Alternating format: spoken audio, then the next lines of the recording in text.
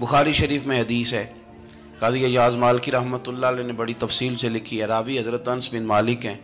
ایک بندہ بڑی دور سے آیا نبی پاک صلی اللہ علیہ وسلم کی زیارت کے لیے، بڑی دور سے۔ عرب کے جو سردار ہوتے تھے ان کے بڑے ناز نخرے ہوتے تھے، وہ خیر آج بھی ہیں، پروٹوکول کا ماحول آج بھی، یعنی وزیر صاحب کے آگے دو چار گاڑیاں نہ ہوں تو ان کو مزہ ہی نہیں آتا، پولیس والے آگے پیچھے بھاگیں تو حالانکہ ان کو نہیں پتا کہ جو پولیس والے آگے پیچھے بھاگ رہے ہیں نا، یہ حکومت بدلی تو گرفتار کرنے بھی انہوں نے ہی آنا ہے، لیکن وہ بڑا مزہ آتا ہے جب لوگ گاڑی کے پیچھے بھاگتے ہیں۔ کیا بات ہے جناب، بڑی بات۔ اور ہماری طبیعتوں میں پتہ نہیں کون سی، تو نبی پاک صلی اللہ علیہ وسلم کی خدمت میں وہ شخص بڑی دور سے آیا، تو عرب کے بادشاہوں کا مزاج تھا، پروٹوکول بڑا چاہتے تھے، ان کا تو یہ طریقہ تھا کہ حکمرانی کرنی ہے جیسے بھی ہو۔ اگر کسی غلام نے دھوپ میں بندھا رہ گیا، اونٹ اور چھاؤں میں نہیں باندھا تو درے مارتے تھے، اور اگر اس نے کھول کے باندھ دیا تو پھر بھی مارتے تھے، کہتے تھے اتنا سیانا ہو گیا تو انہیں پوچھا ہی نہیں، خود بخود ہی باندھ دیا۔ وہ شخص حضور کی بارگاہ میں آیا اور بہت سارے لوگوں کے پاس کیونکہ وہ جاتا تھا اپنے سربراہ کا پیغام لے کے، تو وہ کانپ رہا ہے جب حضور کی بارگاہ میں گیا، ڈر رہا ہے۔ اب ذرا بات کو سمجھنا، نبی پاک صلی اللہ علیہ وسلم نے اس سے فرمایا کیوں ڈرتے ہو؟ سادہ آدمی ہے، دیہاتی ہے، بدو ہے۔ اللہ کے رسول نے تھپکی دی، کیوں ڈرتے ہو؟ تو کہتے ہیں حضور مجھے آداب نہیں آتے اور مجھے ڈر آتا ہے، کوئی بات اگر ایسی ہو گئی آپ مدینے کی حکومت کے سربراہ ہیں تو کہیں آپ ناراض نہ ہو جائیں۔ حضرت انس بن مالک فرماتے ہیں بات کہاں کی تھی، پہنچ کہاں گئی؟ جب اس نے یہ کہا نا کہ آپ تو حکومت کے سربراہ ہیں، کہیں کوئی غلطی نہ مجھ سے ہو جائے، تو نبی پاک کی آنکھوں میں آنسو آ گئے، حضور رونے لگے، اور نبی پاک صلی اللہ علیہ وسلم فرمانے لگے نہ بھائی، تو کسی حکومت کے سربراہ کے پاس نہیں آیا، نہ تو اس بیٹے کے پاس آیا ہے جس کی ماں گوشت کے خشک ٹکڑے کھا کے بھی گزارا کر لیتی۔ میں تو ایک غریب ماں کا بیٹا ہوں۔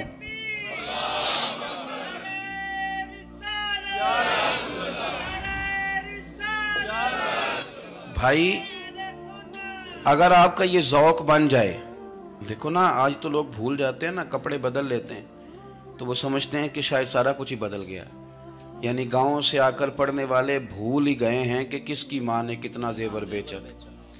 لوگ بھول جاتے ہیں چیزوں کو، اپنے ماضی کو یاد رکھیں، آپ لوگوں کے ساتھ پیار کریں، آپ لوگوں کو موقع دیں، آپ تھوڑی سی اور کوشش کریں اس شخص تک جانے کی جو آپ کو مایوس نظر آ رہا ہے، پریشان نظر آ رہا ہے۔ یہ ہمیں میلاد والے محبوب صلی اللہ علیہ وسلم نے درس دی۔ ایک اور پہلو، حضور سید عالم صلی اللہ علیہ وسلم نے، ہمارے ہاں نا ابھی بھی برادری کی تقسیم ہے، ابھی بھی، اور کچھ میں نے ایسے کمزور لوگ بھی دیکھے، یہ اس طرح کی حرکتیں ہارے ہوئے لوگ کرتے ہیں، ہارے ہوئے لوگ جو اپنے آپ کو سمجھتے ہیں کہ میں کوئی بڑا آدمی ہوں۔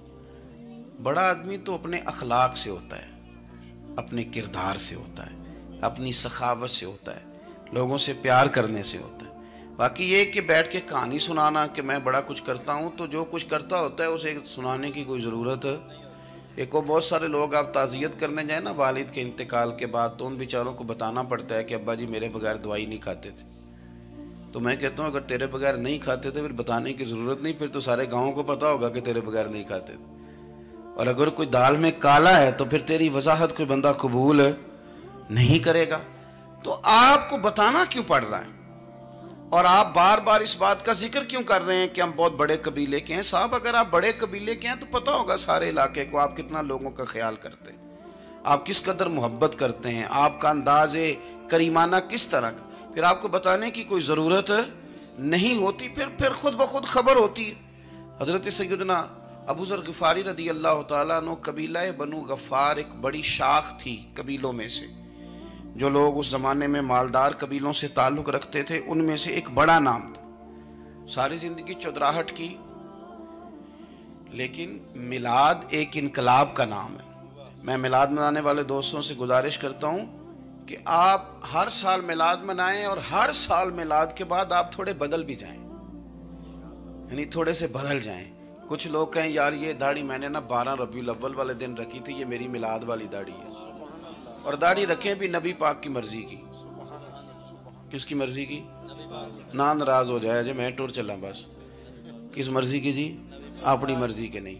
داڑھی کا وزن کو نہیں ہوتا کہ پوری مٹھی رکھیں گے تو آپ کو کوئی دقت ہوگی، کوئی وزن نہیں، پوری رکھیں، جو حضور کا طریقہ مبارکہ ہے جو ہمیں ملتا ہے اس پر آپ توجہ فرمائیں۔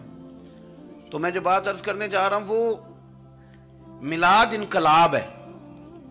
حضور سید عالم صلی اللہ علیہ وسلم کی بارگاہ میں آنے سے پہلے لوگ کچھ اور ہوتے تھے، اور یہاں سے ہو کے جاتے تھے تو پھر ان میں تبدیلی آتی تھی۔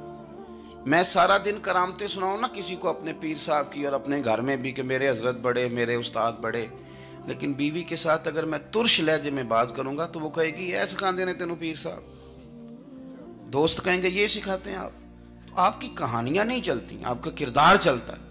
حضرت ابو ذر غفاری رضی اللہ تعالیٰ عنہ فرماتے ہیں چونکہ میں چودھری تھا، سیدنا بلال حبشی رضی اللہ تعالیٰ عنہ کے پاس میں بیٹھا تھا، کسی بات میں بات آگے بڑھی اور بڑھتے بڑھتے بات شکنجی تک چلی گئی، رائے کے اختلاف نے باتوں میں تلخی پیدا کر دی، اور جب تھوڑے لفظ اور تیز ہوئے تو میں نے انہیں کہہ دیا چپ کر، تو ابشن کا بیٹا ہے۔ کس کے بیٹے تھے حضرت بلال؟ کہتے ہیں جب انہوں نے مجھے کہا تو میرا دل بڑا ٹوٹا، لیکن میں نے ارادہ کیا کہ میں نے حضور کی بارگاہ میں نہیں عرض کرنی، اب ہر بات کی ہم حضور کی بارگاہ میں شکایت کریں۔ لیکن میں جا کے مسجد میں بیٹھا اور جب سرکار آئے نا، ارادہ نہیں تھا کہ عرض کروں گا، لیکن حضور کا چہرہ دیکھا تو دکھ میرا خود ہی تازہ ہو گیا۔ رونے کا بھی تو تب ہی مزہ آتا ہے نا کوئی اپنا ملے تو۔ فرماتے ہیں کہ میرے آنسو نا بغیر اختیار کے چھلک پڑے اور میں کھل کے روئے، کھل کے۔ قربان جاؤں محبوب کے بھی حضور نے پاس نہیں بلایا، بلکہ نبی پاک اٹھ کے خود میرے پاس آئے اور مجھے کندھوں سے پکڑ کے سینے سے لگایا، اور جب میں کھل کے رو لیا تو حضور میرے آنسو پوچھنے لگے۔ کچھ شعر ایسے ہوتے ہیں جو کسی نے کہے ہوتے ہیں اور کہنے والا جو ہوتا ہے وہ صاحب حال ہوتا ہے، تو اس میں کچھ خوبصورتی زیادہ ہی ہو جاتی ہے۔ ایک پنجابی کے شاعر ہمارے گجرات میں گزرے، بزرگ تھے، ان کا ایک شعر ہے، وہ کہتے ہیں ایک واری میری آنکھیاں چوں اونا نے اتھرو پونجے سن، ایک واری میری آنکھیاں چوں اونا نے اتھرو پونجے سن، ہن تے چسکا پہ گیا رونے دا۔ ایک واری میری آنکھیاں چوں اونا نے اتھرو پونجے سن، ہن تے چسکا پہ گیا رونے دا، تے ہر ویلے آہو زاری دا۔ تو میں روز رونے لگا ہوں، مزہ ہی بڑا آیا ہے جب سے محبوب نے چپ کرانا شروع کیا۔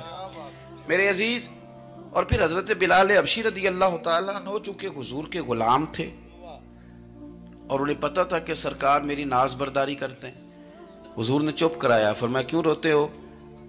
تو عرض کرنے لگے یا رسول اللہ صلی اللہ علیہ وسلم، اگر میں ابشن کا بیٹا ہوں تو میری تو غلطی کوئی نہیں نا، یہ تو تقسیم اللہ کی ہے نا۔ الذی خلقک فسواک فعدلک فی ای صورت ما شاء رکبک، جس طرح وہ چاہتا ہے، جس کو چاہتا ہے اس طرح کی اس کی صورت بنا دیتا ہے۔ تو مجھے ابشن کا بیٹا کہا جاتا ہے، میری غلطی کیا ہے؟ حضرت بلال نے بھی نہیں بتایا کس نے کہا ہے، لیکن نبی پاک صلی اللہ علیہ وسلم نے کیا فرمایا؟ امام یوسف صالحی نے لکھا ہے، ذرا غور کرنا بات پر، تسلیاں لوگ اور رنگ میں بھی دیتے ہیں پر یہ تسلی بڑی انوکھی ہے۔ حضور فرمانے لگے بلال اگر تو ابشن کا بیٹا تو پریشان کیوں ہوتا ہے؟ کالے رنگ والی ماں کا بیٹا ہے تو پریشان کیوں ہوتا ہے اگر تیری والدہ کا رنگ کالا ہے تو؟ عرض کی حضور آپ کیا فرمانا چاہتے ہیں؟ تو سرکار فرمانے لگے میں دو ماؤں کا بیٹا ہوں، ایک جناب آمنہ جنہوں نے مجھے پیدا کیا، اور ایک حضرت ام ایمن جنہوں نے میری پرورش کی، مجھے بڑا کیا۔ حضور فرمانے لگے میری ماں آمنہ کا رنگ گورا تھا اور میری ماں ام ایمن کا رنگ کالا ہے۔ تو فرمایا اگر تجھے کسی نے کالے رنگ والی ماں کا بیٹا کہا تو اسے کہہ دینا مدینے والی محبوب کے بھی تو ایک والدہ کا رنگ کالا ہے، تو کہہ دینا۔ حضرت بلال کہتے ہیں کہ وہ اس طرح کی تسلی تھی، طفل تسلیاں نہیں جس طرح کی ہمیں دی جاتی، وہ اس طرح کی خوبصورت تسلی تھی کہ اس کے بعد میرا دل ایسا ٹھنڈا ہوا، پھر کسی کا تانا نہیں رہا، پھر کسی کی تکلیف نہیں رہی۔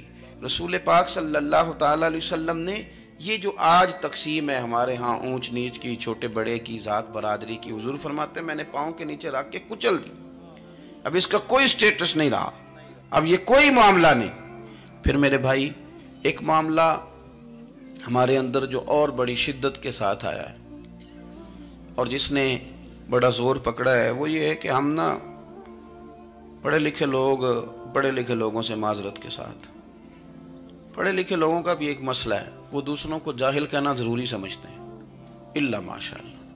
میں اکثر کہتا ہوں کہ یہ تو آسان کام ہے نا، آپ نے کہہ دیا جاہل نے جی سارے پنڈ والے، یہ تو بڑا آسان کام ہے، تو جان چھڑانے والی بات ہے۔ ان پڑھ ہیں جی اس قوم دا کچھ نہیں بن سکتا، بھی تو آسان کام ہے، جان چھوٹ گئی۔ میں بھی کھڑا ہوتا ہوں نماز جنازہ کی امامت کرنے کے لیے، کبھی تو کہہ دیتا ہوں کہ جناب آج لوگوں کو نماز جنازہ کی دعا نہیں آتی، تو سوچتا ہوں کہ اگر کسی نے کھڑا کر کے پوچھ لیا کہ آپ نے کتنے لوگوں کو یاد کرائی ہے، ہم نے کبھی کہا کہ آؤ بیٹھو یاد کراؤں، تو اس کا جواب کیا ہے؟